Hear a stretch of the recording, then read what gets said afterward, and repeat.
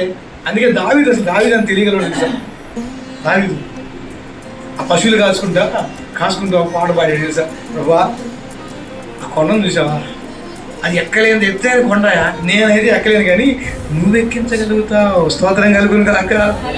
నేను ఎక్కలే, నువ్వు ఎక్కించగలుగుతావు, నన్ను ఎక్కించు ప్రభా అని ఆ గొర్రెలు కాసుకుంటా ఆ దావీదు అడిగితే దేవుడు ఏం చేస్తే తెలుసా, ఆ కొండగా ఎక్కిస్తారా అని గొర్రెలు కాసుకునే దావీదుని తీసుకెళ్ళి రాజసింహాసనం మీద కూర్చోబెట్టాడు. విశ్వాసం నా దేవుడు ఏదైనా చేయగలుగుతాడు. సింహం వస్తే భయపడలా, ఎలుగుబంటి వస్తే భయపడాలి. ఎందుకు తెలుసా, అదే ఇది సింహం ఎలుగుబంటే కానీ నా దేవుడు సర్వశక్తి కలిగిన దేవుడు. గొలియాతు ముందుకు వస్తే భయపడ్డా, భయపడలేదే. ఇంకా అందరు కత్తులు తీసుకుని పోమంటే ఏం చేస్తా, రాళ్ళు తీసుకుంటా.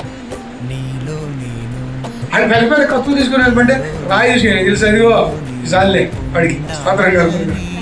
ఇది కూడా ఏదో నామకార్థమే.